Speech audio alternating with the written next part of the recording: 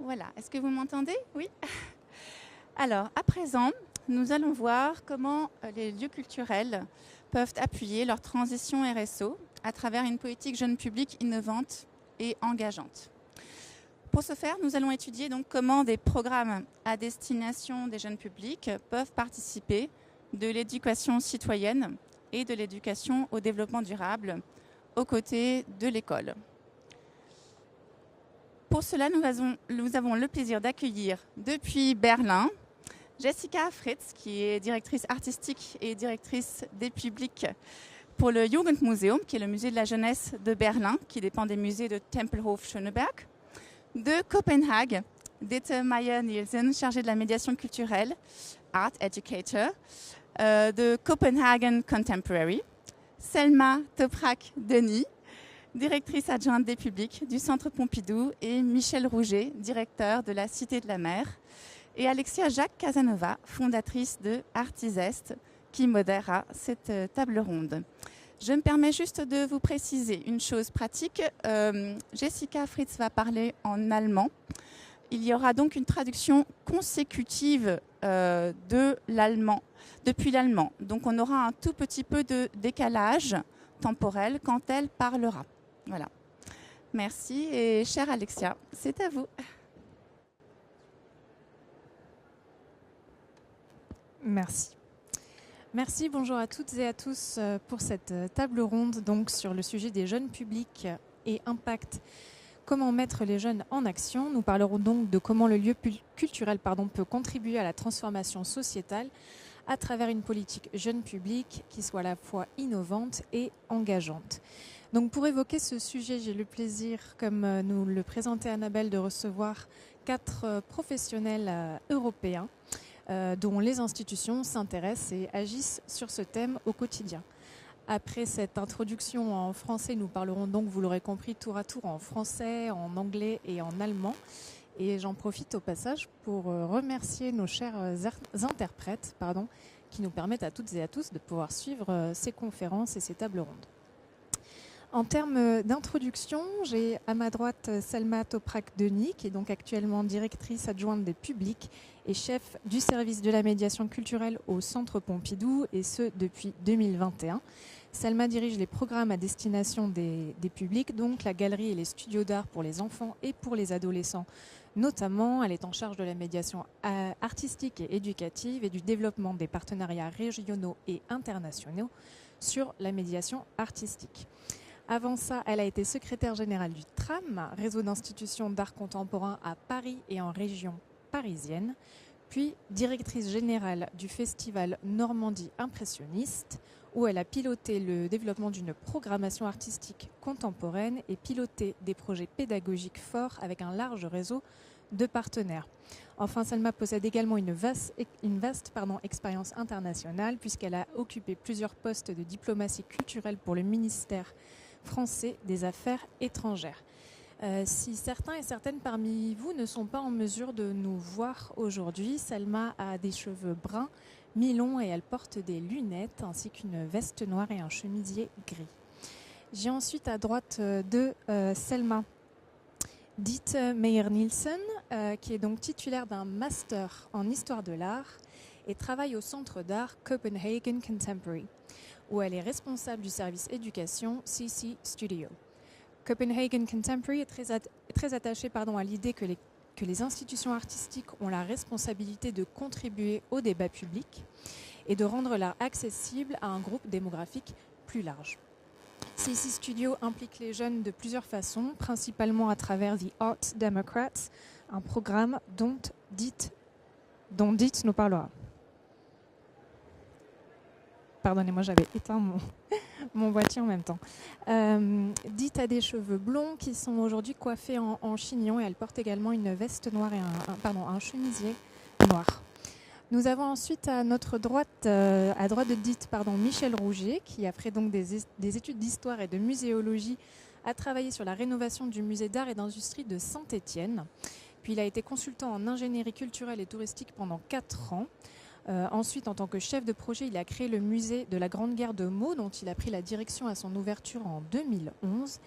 En 2016, il a rejoint le Muséoparc Alésia en Bourgogne et depuis l'automne 2022, donc tout fraîchement, félicitations, il est directeur de la Cité de la Mer à Cherbourg. Michel a une doudoune sans manches noire et une chemise, je crois, dessous et des cheveux rasés. Ensuite, nous avons pour terminer Jessica Fritz qui dirige le musée de la jeunesse de Berlin, un musée dont les expositions participatives s'adressent, comme son nom l'indique, à un jeune public. Elle travaille également en tant que curatrice indépendante et à ce titre, elle a récemment organisé une exposition collective avec des artistes chiliens et allemands sur leur position féministe au musée de la mémoire et des droits de l'homme à Santiago du Chili. Jessica a étudié l'histoire de l'art et les sciences de l'éducation à l'Université libre de Berlin. Elle a réalisé de nombreuses expositions, des projets participatifs, des séminaires et des publications dans les domaines du droit humain, du féminisme, de la diversité, de la migration et du changement climatique notamment. J'ai présenté tout le monde. Voilà donc pour ce tour de présentation. Un très court mot introductif pour qu'on puisse rentrer dans ce sujet qui est dense et notre temps est limité. Je sais que parfois les intitulés de conférences, parce qu'ils doivent être synthétiques, peuvent être un petit peu frustrants. Et notamment, on pourrait se demander de ce qu'on entend par mettre les jeunes en action. C'est un peu au même titre que le fameux faire venir les publics, où on se rend compte qu'on est encore parfois dans des discours, ou du moins dans un vocabulaire qui est assez coercitif au sujet des individus donc, que nous sommes censés servir en tant qu'institution culturelle. Ici et aujourd'hui, il sera donc davantage question, j'espère vous l'aurez compris, et comme il a été évoqué dans les descriptifs de cette conférence, de réfléchir à l'accompagnement que le musée peut offrir pour donner des clés à ce jeune public afin qu'il agisse comme il l'entend. Une dernière remarque introductive avant de passer la parole à nos intervenants. Bien que ce soit le sujet qui nous occupe, je pense qu'il faudra admettre que les jeunes, ou du moins la catégorie jeune, n'existe pas. Au même titre qu'on n'a pas une masse adulte homogène, je pense qu'il serait erroné de dire que la catégorie jeune existe en tant qu'une masse homogène. Et donc ce terme n'a peut-être pas toujours tant de sens, surtout si on prend en compte que, et c'est notamment vrai dans le secteur culturel malheureusement, nous sommes quand même extrêmement déterminés par notre environnement social, bien plus que par notre tranche d'âge. Donc nous utiliserons aujourd'hui le terme de jeunes pour qualifier tous les publics qui ont entre 0 et 25 ans. Et comme nous le verrons dans certains des projets évoqués ici, encore une fois, parler des jeunes comme une communauté uniforme serait réducteur. Voilà, donc cette introduction terminée, je vous propose qu'on passe au vif du sujet. Ma première question est pour vous, Selma. Elle porte sur l'évolution de la conception ou de la perception des programmes éducatifs au musée. Je pense notamment au fait que dans les musées d'art, on a eu pendant longtemps une tradition de la médiation qui était non seulement peut-être un petit peu descendante, mais aussi très focalisée sur l'œuvre en elle-même. C'est-à-dire que l'idée, c'était de réussir à faire découvrir, faire comprendre une œuvre à un public. Et je pense qu'il y a dans certaines institutions, et vous nous direz si c'est le cas au Centre Pompidou, peut-être un changement, un focus qui n'est non plus tellement sur l'œuvre ou exclusivement sur l'œuvre, mais davantage sur les jeunes et notamment le développement de leurs compétences via un support artistique. Est-ce que vous pourriez nous en dire un petit peu plus sur l'approche du Centre Pompidou en ce sens et nous donner peut-être quelques exemples? Oui, merci beaucoup Alexia pour cette introduction. Alors, je vais avoir un point de vue un tout petit peu différent en venant du Centre Pompidou parce que la médiation, dès le début et avant même l'ouverture du centre dans les années 70, a été pensée par notamment Daniel Giraudy qui a vraiment pensé tout le dispositif de médiation à destination du jeune public à travers l'idée que la médiation devait être une médiation active et une médiation par le faire. Alors, ce terme de médiation par le faire, ça implique une médiation par la pratique artistique, essentiellement, qui s'est traduite dès l'ouverture du centre par l'ouverture d'un espace qui est l'atelier des enfants, dans lequel étaient invités des artistes, et sont toujours invités d'ailleurs, des artistes à intervenir, et où l'équipe qui a été recrutée est une équipe qui venait réellement du champ des arts plastiques, avec l'idée que d'abord, on fait un geste artistique, on pratique avant d'aller voir les œuvres, et que la découverte des œuvres passe pour les enfants, passe par la découverte du geste. Ça s'inscrit dans une pédagogie qui est très inspirée des pédagogies alternatives des années 70. Ce principe de la médiation par le faire, il est toujours actif aujourd'hui.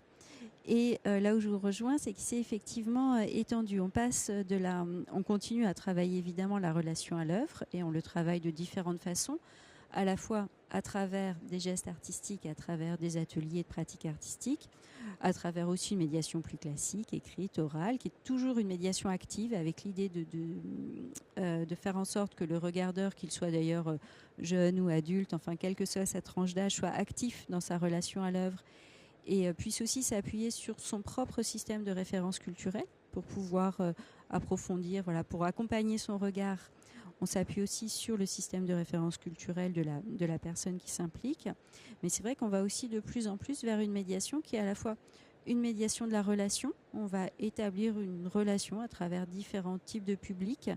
Et ça, on le fait à travers certains types de projets ou certains espaces, comme le Studio 1316, qui est un studio qui a ouvert il y a une dizaine d'années à destination des adolescents, et qui aujourd'hui s'adresse à un public qui dit un public jeune, disons, qui va du milieu de l'adolescence aux jeunes adultes, où sont invités des artistes à développer des ateliers de pratique artistique. Et comme on est dans un lieu qui est un lieu consacré aussi à l'interdisciplinarité et qui aborde l'art par les sujets de société, on construit des cycles. Enfin, l'équipe en charge de la programmation de cet espace, Alexandra Deboulier, Alexandra Fortou, les Juniors Barona, construisent des cycles où ils invitent des artistes autour de différents thèmes. Donc il y a eu un thème, c'était la fin du monde, où on a travaillé notamment sur la question climatique et sur l'environnement de manière générale.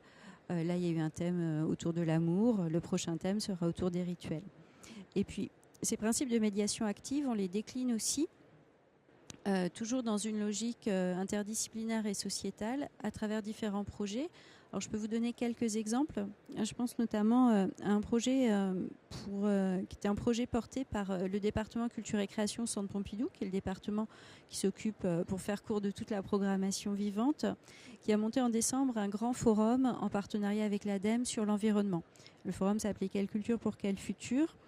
Et le service de la médiation et la direction des publics est intervenu pour proposer un atelier de pratique amateur qui a été monté avec une illustratrice, Cheyenne Olivier, qui a travaillé avec Esther Duflo. Et l'idée, c'était d'inviter le public à se saisir d'un geste créatif à travers un protocole imaginé par l'artiste pour imaginer une utopie et la traduire visuellement.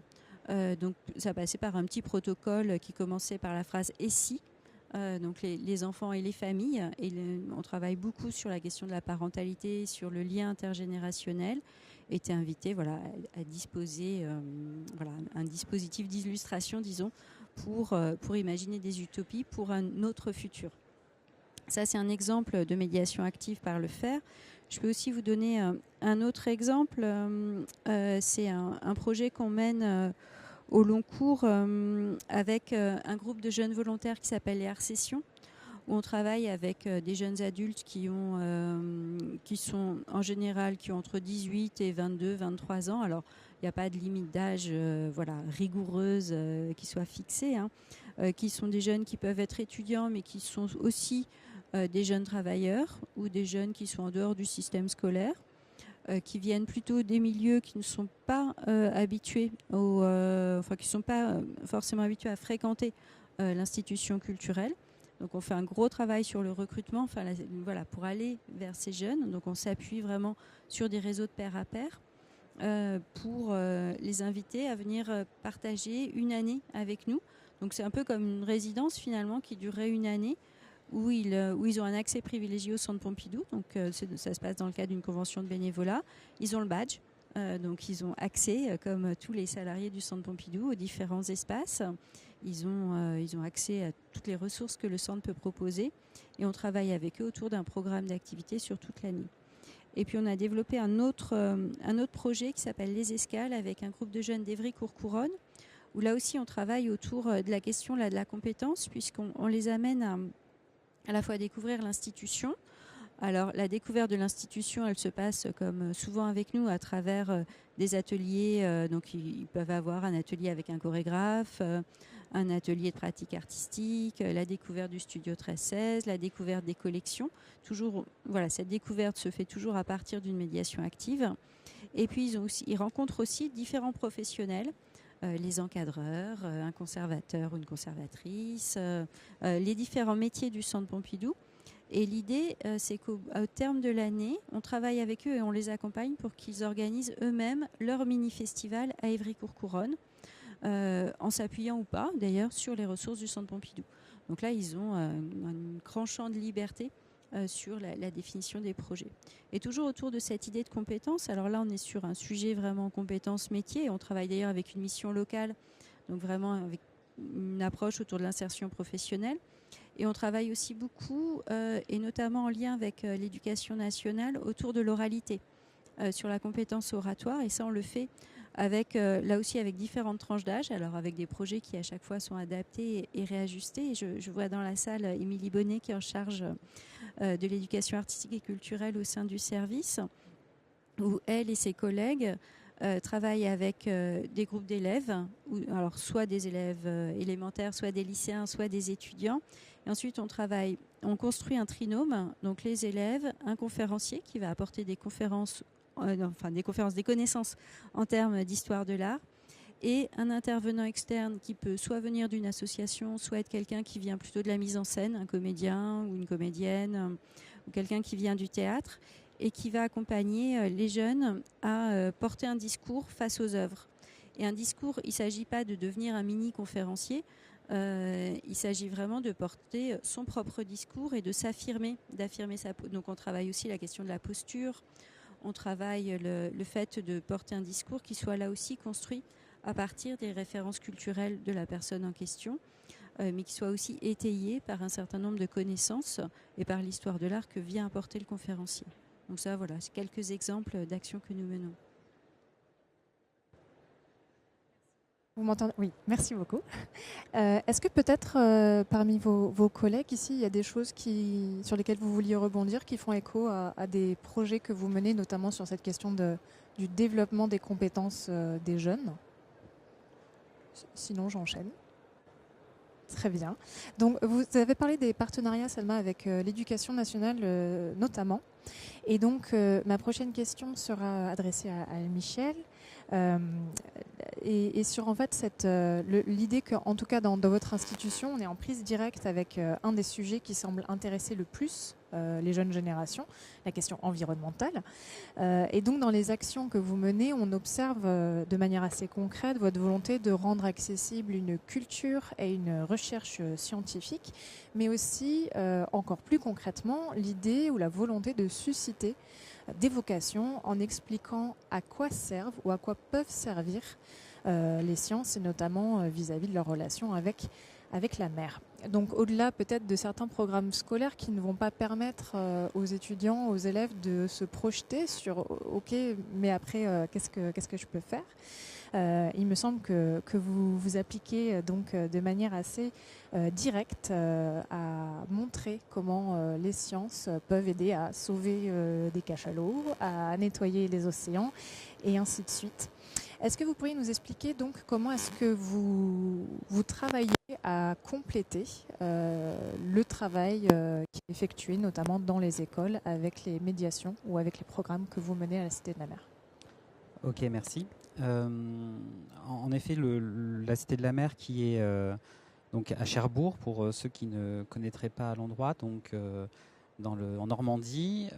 Juste en deux mots, c'est un endroit où vous pouvez visiter le redoutable premier sous-marin nucléaire français. Vous avez un espace sur le Titanic, puisque c'est la seule escale continentale du Titanic a été faite à Cherbourg. Et vous avez un espace qui s'appelle l'Océan du Futur. Et dans cette gare maritime qui date des années 30, un certain nombre d'engins qui ont permis l'exploration des fonds sous-marins. Donc c'est l'homme, la biodiversité et les machines qui est un petit peu l'ADN l'ADN de la Cité de la Mer. Et en effet, en 2019, il y a eu un premier forum tourné vers les jeunes publics où on a eu l'occasion sur deux jours de faire rencontrer un certain nombre de scientifiques et de faire venir des classes. Donc il y a eu à peu près 2000 enfants, 2000 scolaires qui sont venus, collège et lycée, et qui ont pu rencontrer des scientifiques. Et l'équipe s'est dit, il s'est passé quelque chose, il y a eu un bon retour de la part des enseignants, et donc l'équipe s'est dit, c'est quelque chose qu'il faut qu'on arrive à développer. Bon, vous n'êtes pas sans savoir qu'en 2020 et en 2021, les années ont été un petit peu compliquées, donc finalement, le projet dont je vous parle, qui s'appelle aujourd'hui Génération Océan, est très frais, puisqu'on a eu la première année complète en 2022, puisque les conditions nous ont permis de réorganiser ça. Et le principe, c'est d'avoir 3 sessions dans l'année, donc en mars, en mai et en octobre, avec à chaque fois, on va dire, 3 ou 4 jours selon la thématique, une thématique dédiée. Donc ça peut être les pôles arctiques et antarctiques, ça peut être l'an prochain, enfin cette année on va avoir le son sous la mer, on va avoir les abysses. En octobre dernier, on a accueilli la fondation Tara, la fondation Océan Tara, qui est un bateau qui navigue les mers pour étudier, faire un certain nombre d'analyses. Et donc on a accueilli l'équipage et les scientifiques. Et donc l'idée, c'est de rassembler en effet sur inscription. Les classes réservent et participent à une table ronde. Donc c'est un petit peu dans ce cas de figure tel que l'on est aujourd'hui. Des scientifiques qui viennent parler aux élèves qui sont présents et qui, du coup, viennent partager leur expérience. Finalement, à quoi ça sert, ce que je fais, quel est mon métier de scientifique, et c'est très concret. Donc ça, c'était pour nous, en effet, très important d'être dans une immédiateté, une proximité. Finalement, c'est une manière de rendre compte de comment la science se fait et comment, très concrètement, et vous parliez de vocation, en effet, on espère qu'on va donner envie à ces nouvelles générations de se dire finalement, une filière scientifique ou un métier scientifique, je peux être scientifique et plongeur, enfin, c'est vraiment la découverte d'un univers complètement nouveau pour toutes ces personnes présentes. Et l'idée, c'est qu'on arrive comme ça à toucher par session autour de 3500 élèves. Donc en gros, Génération Océan, ça touche à peu près par année 10 000 personnes.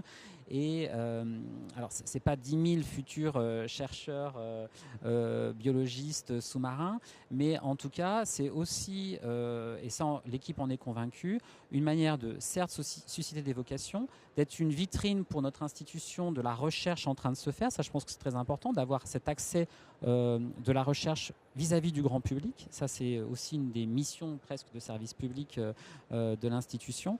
Et puis, c'est certainement aussi une manière de sensibiliser ces nouvelles générations à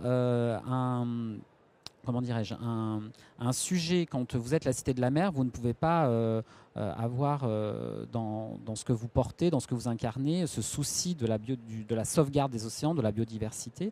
Et donc c'est une manière de sensibiliser finalement aussi les nouvelles générations à ce sujet. Et de la même manière, on sait tous, professionnels de musée, que le groupe scolaire est prescripteur, c'est-à-dire que si les élèves ont passé une bonne visite au musée, ils vont rentrer à la maison en disant « Ah, c'était génial, il faut qu'on y retourne le week-end prochain parce que j'ai envie de partager avec vous ce que j'ai vu ».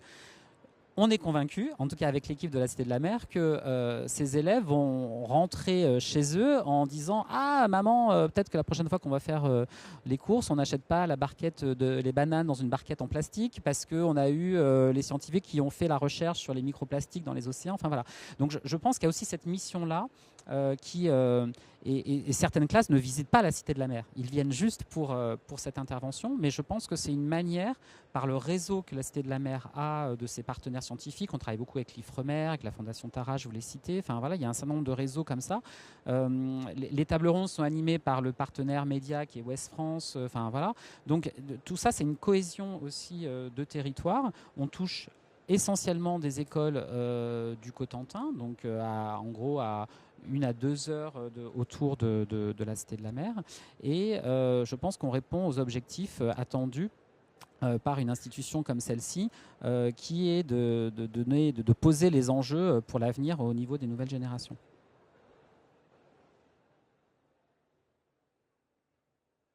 Merci beaucoup. Est-ce que certains parmi vous souhaitent rebondir? Non, sinon je poursuis. Donc ma prochaine question est pour Dieter. My next question is for you, Dieter. Are you on the right channel? Yeah? Okay, lovely. So climate change and the environment is not the only topic that is of interest to younger changement audiences. climatique n'est pas le As a seul matter of sujet fact, qui there is a intéresse program at your les institution jeunes. called Vous avez Arts un programme Democrats, which is d'ailleurs, not only for young people, Art but by démocrate, young people. qui n'est pas As it seulement is pour truly les jeunes, mais participatory. fait par Can you tell les us jeunes. more C'est about the très way participatif. program Est-ce que vous pouvez functions, nous and what expliquer topics comment emerged, besides climate fonctionne change when you basically, ces turned the mic projets to those young et people? aussi un peu sur le sujet du changement climatique et les autres sujets qui ont émergé de ce travail. Donc, je travaille au Musée d'art contemporain de Copenhague et surtout des grandes installations. Nous avons 7000 mètres carrés d'espace d'exposition. Et donc, cela s'appelle le CC et nous devons vraiment insister sur le contemporain, et c'est-à-dire participer pleinement avec nos jeunes, avec toutes les personnes de ce monde. Et alors, comment les mettre en action, les jeunes, et sur la question de développer leurs compétences, je pense que les jeunes apportent déjà beaucoup et nous n'avons pas, nous, institutions, besoin de les mettre en action. Ils viennent avec une grande volonté d'agir. Donc, je pense que c'est plutôt les jeunes qui nous poussent à agir, à les impliquer. Et donc, nous avons un projet, le Atomkrats, donc des jeunes entre l'âge de 15 et 25 ans qui viennent de manière volontaire et nous les invitons à occuper des espaces et ils apportent des contenus. Ils peuvent prendre inspiration sur l'exposition actuelle, mais c'est à eux de contribuer du contenu. Donc, on propose cette plateforme et nous sommes là comme facilitateurs pour l'expression de leurs idées. Et pour nous, créer cet espace qui leur est voué et qui est libre pour des expos, des ateliers ou créer une communauté, pour nous, c'est une manière de proposer d'autres types de contenu. C'est une amélioration pour notre établissement. Nous avons eu, par exemple, l'un des sujets, c'était comment mieux traiter les questions de la sexualité dans l'école. Bien sûr, sur le climat, aussi l'intolérance vis-à-vis des autres. Donc, comment améliorer le dialogue interculturel. Donc, il y avait vraiment un foisonnement de contenu depuis 2016 qui est extraordinaire. L'âge moyen de nos visiteurs est 35 ans. Donc, je dirais que ce projet a vraiment permis de rajeunir notre public. Ensuite, il y avait un projet Recipe for a Riot, une recette pour une émeute. Ça sonne un peu bizarre, mais bon, en même temps, l'idée de confronter les idées peut produire des résultats intéressants. Car lorsqu'on regarde une œuvre d'art, cela peut solliciter des compréhensions différentes, des ouvertures de perspectives. Et donc, comme je disais, c'est les jeunes qui nous mettent en action, à vrai dire. Thank you very much. Jessica, Merci. Alors, before I ask you a Jessica, question donc about je recruitment vais of young people, which is something that often comes up. parler avec vous I de think you comment have a attirer les jeunes similar publics. Je experience to pense que Dita vous in your avez museum, une and I believe expérience un that you peu also put into similaire place de ce que nous a raconté series Dita. of Et participation labs to vous actually find avez out créé what même young people were des interested in ateliers talking, pour instead of comprendre kind of deciding ce for que them les what jeunes topic attendent, au lieu de they- décider you pour should les address jeunes with them. quel Can you contenu talk ils about that a little attendent. bit? And Parlez-nous I have donc to de tell you cela. to Et pause aussi, every donc, 3 or il 4 y a sentences so we can pour keep la up with the traduction, translation. et ça sera en trilingue. Oui, merci beaucoup. Je vais essayer de garder un rythme modéré. Merci de me permettre de parler dans ma langue maternelle. C'est celle dans laquelle je m'exprime le mieux. Bien. Alors, je pense que nous avons beaucoup de choses qui se recoupent avec ce que j'ai entendu. Le sexisme à l'école, par exemple, est une thématique qui est très importante chez nous aussi. Et pour moi, ça a été très intéressant parce que nous n'aurions pas eu nous-mêmes l'idée de définir ça comme une de nos thématiques. Et je pense que c'est vraiment important parce qu'il faut écouter ainsi ce que les jeunes ont à nous dire. Il y a beaucoup de programmes qui ciblent les jeunes, où on définit des thématiques, mais est-ce qu'on les écoute vraiment? Si on les écoute, on se rend compte qu'il y a beaucoup d'autres thématiques qui apparaissent, auxquelles on n'aurait pas forcément pensé. Alors, le sexisme à l'école, pour nous, je l'ai dit, c'est aussi une thématique importante. Et cette année, on a un projet dessus.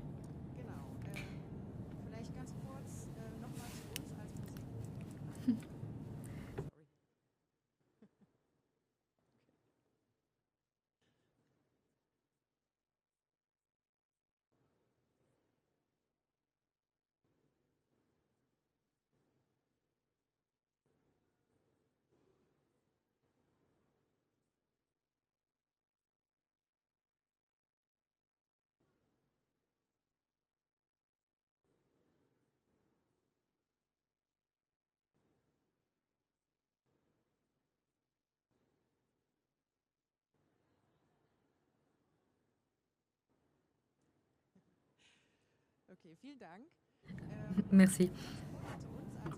Alors, en tant que musée, nous sommes un musée de la jeunesse. Nous n'avons pas de collection à proprement parler. Nous sommes plutôt une plateforme. C'est ça que nous voulons être, une plateforme pour les jeunes. Et faite par les jeunes. C'est très important pour nous. Il y a un type de musée, je devrais dire, il y a beaucoup de musées pour enfants qui ciblent les enfants, mais il n'y a pas beaucoup de musées qui finalement visent les jeunes adultes ou les adolescents.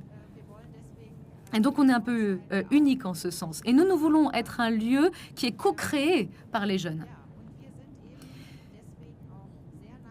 Nous sommes donc très proches des jeunes. Nous travaillons vraiment main dans la main avec beaucoup de groupes. Nous avons des coopérations avec les écoles, par exemple, où nous mettons en œuvre un certain nombre de projets. Un projet, par exemple, qui s'appelle Discover History Act Now, qui est un projet sur la démocratie. Nous voulons identifier avec les jeunes ce qui fait la démocratie. Comment est-ce que l'on peut modeler une démocratie qui soit une démocratie pour tous? Comment est-ce que l'on y participe, etc. Il y a un autre projet, c'est les Critical Young Friends. Ce sont 12 jeunes qui prennent les décisions avec nous dans le musée. C'est un genre de comité des jeunes, si vous voulez. Et ils co-décident de nos programmes. Nous faisons ensemble ces projets. Et puis, sur le long terme, nous aimerions qu'ils continuent à co-créer ce musée, à le co-concevoir avec nous. Et alors, je reviens maintenant à la question sur comment est-ce que l'on fait pour les garder avec nous dans les musées.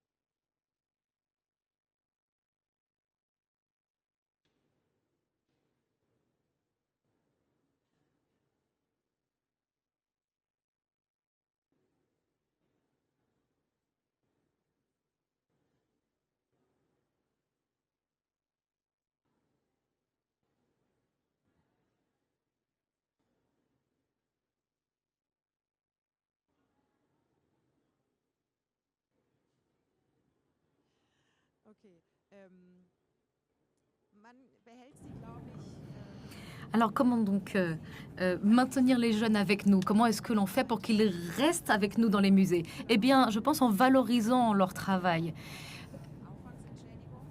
Ils ont pour nous aussi un dédommagement monétaire, par exemple. On les dédommage, on les paye pour leur travail. Et puis, ils définissent eux-mêmes leur thématique. Il y a par exemple des projets sur les médias qu'ils ont choisi eux-mêmes de faire, très souvent sur les questions de la discrimination, du racisme, du changement climatique. Et quand on voit leurs expériences en particulier, ça donne un angle un peu différent. Et c'est eux qui définissent quels angles ils veulent donner à ces présentations. J'ai déjà dit qu'on faisait des projets dans les écoles. On a eu une exposition sur la démocratie l'année dernière, dans laquelle les thématiques étaient les thématiques définies par ces jeunes gens eux-mêmes.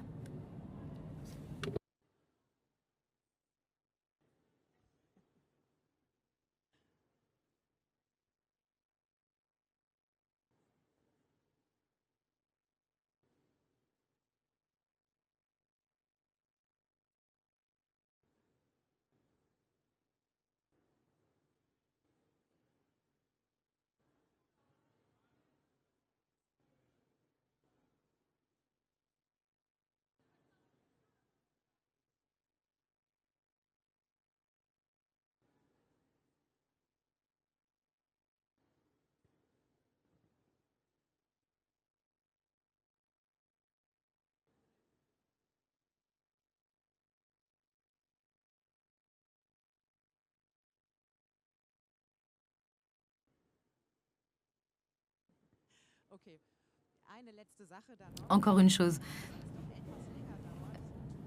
Ça prend un peu plus longtemps, désolé. Bon, sur cette exposition, nous avions des jeunes gens qui venaient en tant que visiteurs à l'exposition et eux-mêmes pouvaient développer leurs idées de projet. Et c'est sur la base de ces idées que nous avons défini ensuite la suite. On a eu un projet un jury qui a sélectionné 3 de ces projets qui sont ensuite mis en œuvre. Donc c'est vraiment une forme de participation qui, je pense, plaît beaucoup aux jeunes et qui nous permet à nous aussi de les garder avec nous et de les faire participer. Merci beaucoup.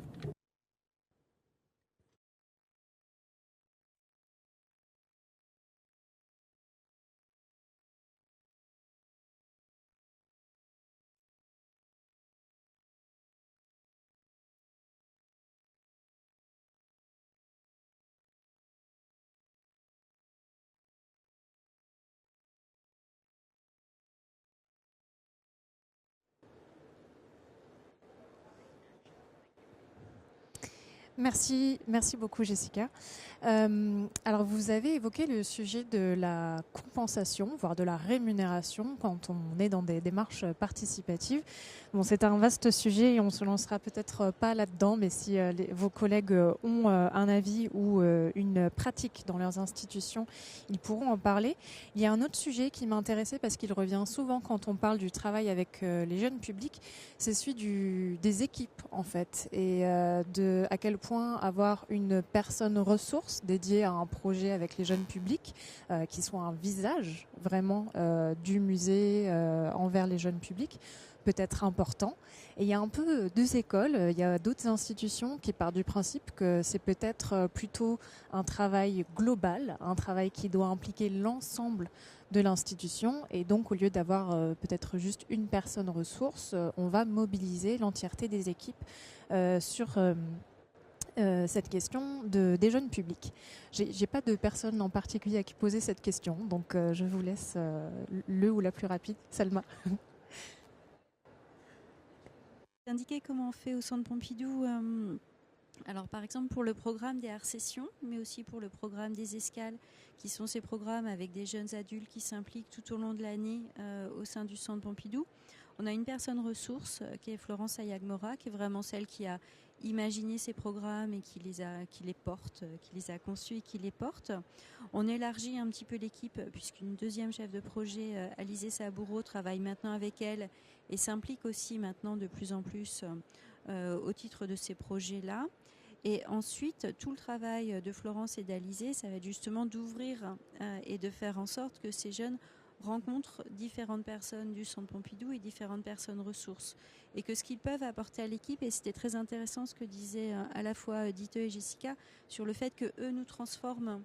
Donc de faire en sorte qu'elles puissent recevoir finalement leurs paroles et trouver, identifier les bons moments, les bonnes façons de faire pour que ensuite l'ensemble des services puissent aussi avoir leur retour d'expérience.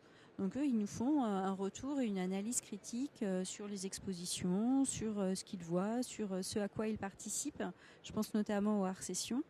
Et ces retours nous sont ensuite transmis. Alors ça peut être sur des sujets de fond, de programmation, mais ça peut aussi être sur la taille des cartels ou sur des sujets de scénographie. Après, ça fait partie des retours d'expérience qu'on a parmi plein de retours d'expérience, puisqu'on a aussi les retours d'expérience des visiteurs, les retours d'expérience de l'équipe. Donc c'est assez partagé, mais quand c'est pertinent, souvent on le prend en considération.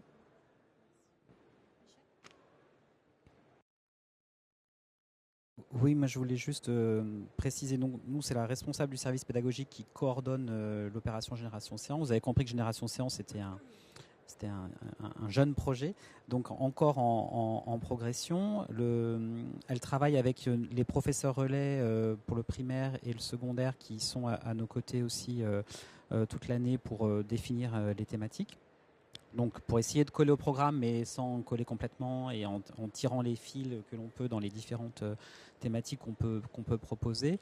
Et bien évidemment, à un moment donné, l'ensemble de l'équipe est mobilisé, parce que quand on accueille sur 3 jours 2500 ou 3500 scolaires, et ben même dans les bureaux, on est là, on se mobilise pour l'accueil. Enfin voilà, il y a vraiment une participation. C'est vraiment un projet où l'ensemble des équipes, parce que les équipes techniques en amont, enfin voilà, tout le monde est impliqué dans cette découverte. Moi, ce que j'aime beaucoup dans la manière de pouvoir faire évoluer peut-être la chose, parce que comme je vous l'ai dit, c'est tout jeune, Génération Océan. J'aime bien ce que disaient Dite et Jessica. J'ai noté le comité des jeunes. Et finalement, aujourd'hui, nous, on a une approche où on donne un programme et on vient découvrir ce programme, on vient écouter, on vient se nourrir.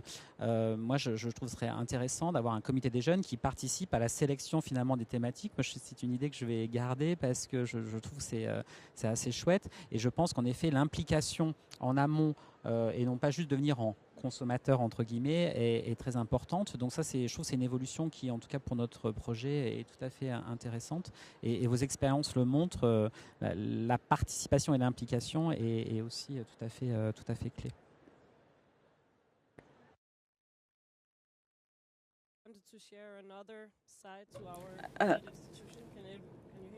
Alors, chez nous, nous avons des hôtes, des jeunes qui sont présents, qui sont payés, qui sont embauchés. Ce sont des médiateurs qui discutent avec les visiteurs autour d'une œuvre, par exemple, ou juste pour donner des indications pratiques. Et pour nous, c'est formidable d'avoir ces jeunes qui travaillent chez nous et certains sont des étudiants, soit d'histoire de l'art, soit des arts vivants, mais aussi, ils nous ramènent des informations. Par exemple, ils nous disent tel ou tel texte n'est pas compris ou pose certains problèmes. Juste pour donner quelques exemples, donc ce sont nos yeux et nos oreilles aussi vis-à-vis d'un certain public. Donc embaucher les jeunes, les mettre face aux autres publics est intéressant aussi. Thank you. Donc, avant qu'on laisse la parole au floor et que vous puissiez poser vos questions, j'avais une dernière question, la même pour vous quatre.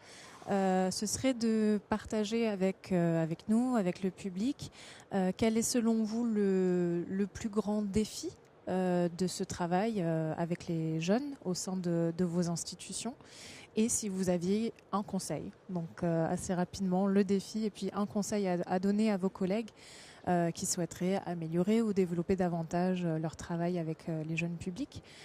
Jessica, on peut commencer avec vous.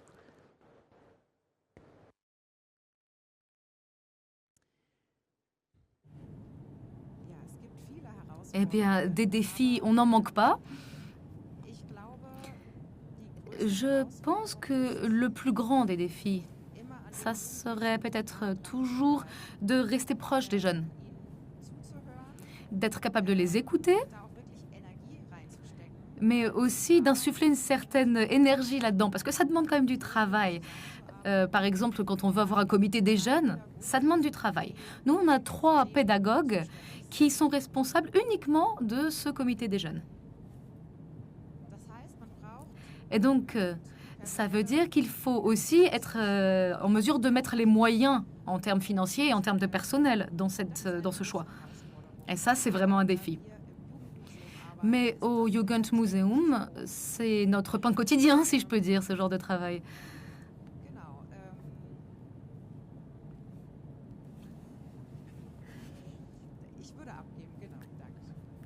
C'est bon pour moi, merci.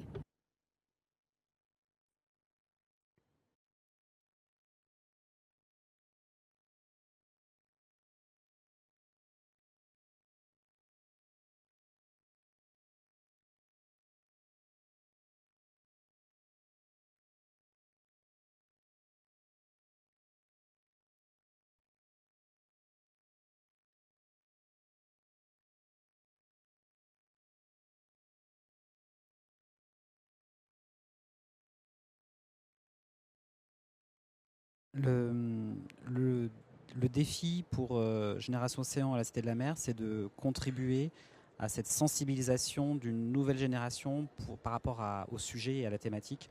Je pense que c'est ça pour nous le plus important, c'est d'amener notre petite pierre à cette prise de conscience de cette sauvegarde des océans et de la biodiversité et combien elle est importante pour l'avenir de notre planète. Le conseil, ça serait ce que vous disiez un petit peu, les jeunes... Dans l'absolu, ça veut pas dire grand-chose. De toute façon, cette sensibilisation, il faut que nous aussi, on les plus âgés. Et surtout, dans le conseil, c'est pas d'aller chercher des jeunes pour aller chercher des jeunes, c'est que le projet fasse sens par rapport à l'équipement et à la philosophie de l'équipement, à l'ADN de l'équipement. Ça, pour moi, c'est pas de faire un projet pour faire un projet, c'est de faire un projet qui fasse sens par rapport à la politique globale de l'établissement.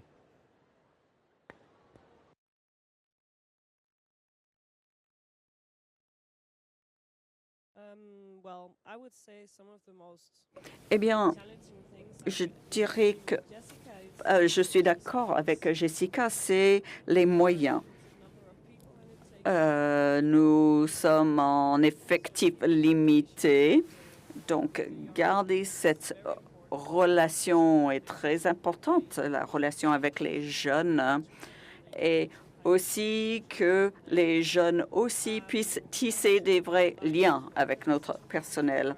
Un point de conseil pour des établissements qui souhaitent travailler avec les jeunes, eh bien, c'est tout l'établissement. Ce n'est pas que le service éducatif.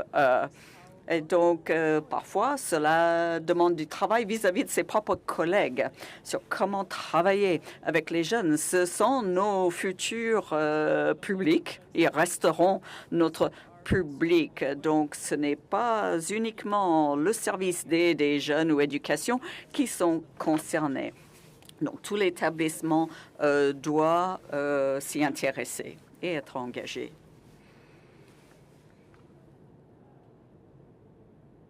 Alors, le défi peut-être dans les projets participatifs, c'est de trouver le bon espace entre définir, je ne sais pas si c'est un cadre, mais en tout cas un fil rouge qui permet de garder du sens au projet et d'être cohérent par rapport à la mission de l'établissement, par rapport à nos enjeux, et de laisser en même temps suffisamment de place pour que les jeunes ou les participants, finalement, quel que soit leur âge, puissent apporter tout ce qu'ils ont envie d'apporter, sans se sentir ni trop contraints, ni trop laissés dans le vague, en fait.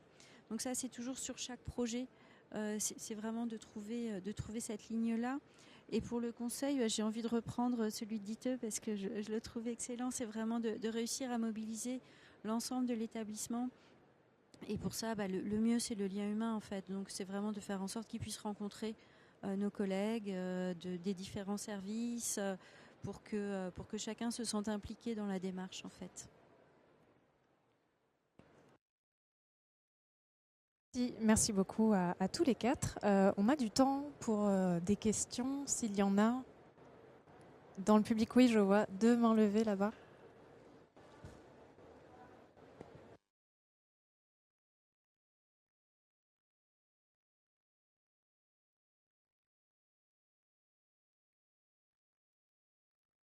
Bonjour, merci pour cette table ronde et ces interventions. Donc, je suis Charlotte de chez Ogno, je ne sais pas si on doit se présenter rapidement. Moi, j'avais une question pour justement la conservation du lien avec ces publics. On sait qu'il y a beaucoup de démarches qui sont faites auprès du jeune public, donc qu'ils soient enfants, adolescents, et qu'on sait qu'ils ont tendance à revenir aussi quand ils sont adultes en famille. Est-ce que vous avez des démarches en particulier, ou peut-être que vous arrivez déjà très bien, et dans ce cas-là, quelles sont vos bonnes pratiques justement pour garder du lien avec le jeune adulte, justement, donc plutôt on va dire la vingtaine, trentaine. Merci.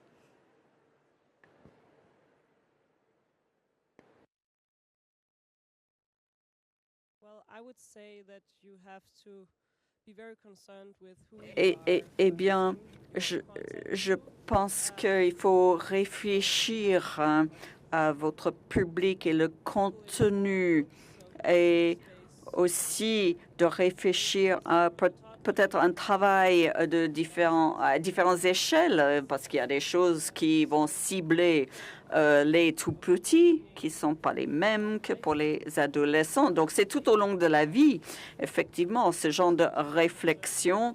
Imaginez quelles sont les attentes de ces différents publics. Donc, pour les toucher, il faut réfléchir à chaque étape de la vie.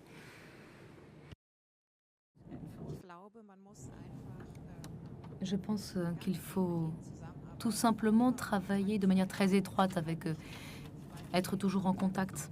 Dès qu'on perd le contact, c'est problématique.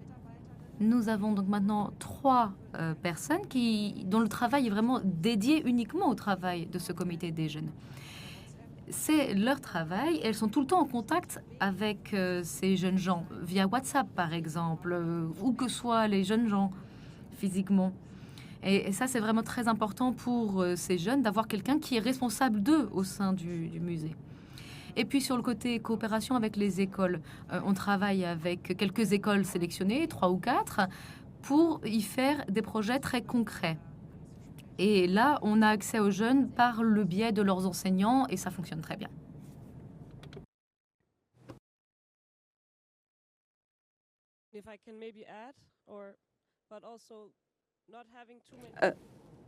Si, c'est bon. Oui, c'est bon.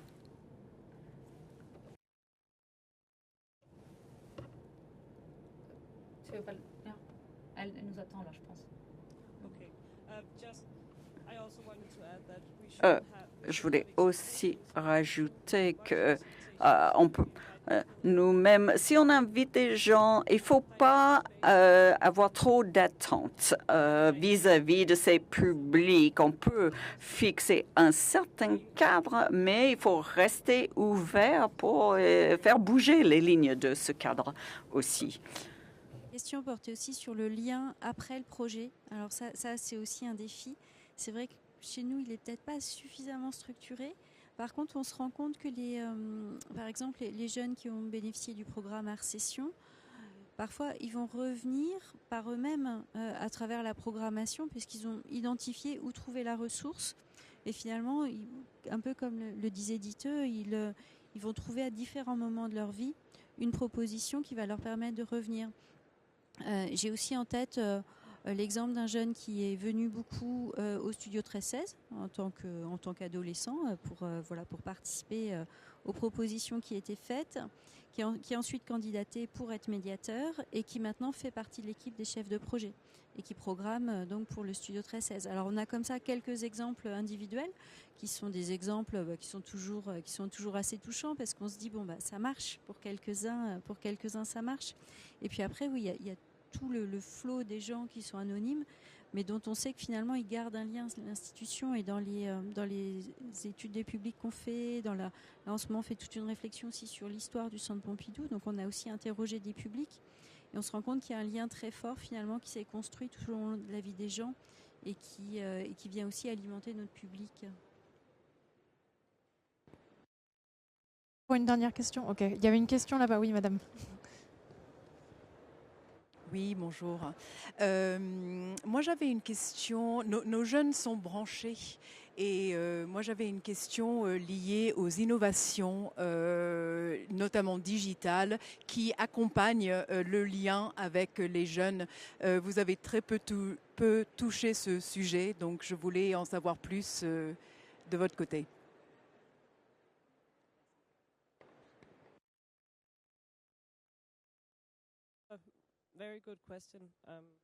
C'est une excellente question. Nous utilisons Snapchat pour notre club du jeudi. C'est de 9 à 14 ans. Donc, c'est leur app préférée. Donc, on s'en sert, nous aussi. Ça passe beaucoup par TikTok. Et on s'est rendu compte que beaucoup de jeunes qui venaient au Studio 1316 notamment font des vidéos TikTok. Donc avec la direction de la communication de l'établissement, on fait en sorte maintenant d'identifier, de les relayer, d'être très attentif à ça. Et on se rend compte que c'est un vrai pouvoir de transformation aussi sur la visite. Donc il y a aussi tout un travail qui est fait autour des réseaux sociaux.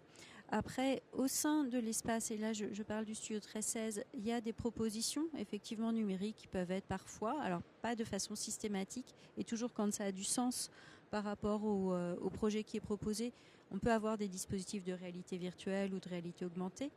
Après, on se rend compte aussi que ce qui est important dans ces espaces-là pour que ça fonctionne, c'est la qualité de la relation. Donc la qualité de la médiation, de l'accueil, enfin là c'est vraiment du travail humain. Et il faut investir, comme le disait Jessica, éditeur dans les moyens humains, parce que c'est ce qui fait que ça marche. Et dans ce qui est proposé, souvent les jeunes sont très enclins à participer à des ateliers de pratique artistique très manuels. La sérigraphie, le modelage, l'argile. Et on en parlait avec Dite hier qui est venu voir nos espaces au centre.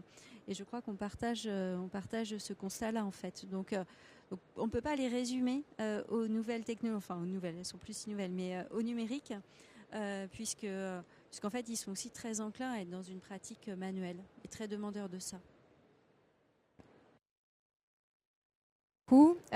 Merci infiniment à vous quatre de vous être prêtés à cet exercice dans ce temps contraint. Je vais pas vraiment faire de conclusion, mais s'il y a peut-être deux choses que j'ai retenues de ce que vous avez dit et qui semblaient être communs à vos diverses institutions et points de vue, c'est bien cette idée que c'était un dialogue qu'il faut entretenir avec ces jeunes et que on va gagner autant qu'on peut leur apporter et que donc être dans l'idée d'une réciprocité pour pour les aider à passer à l'action, mais peut-être nous aussi passer à l'action, que ce soit sur la question du musée ou sur les sujets de société plus largement. Voilà, merci infiniment à vous, merci à vous pour votre attention et bonne journée.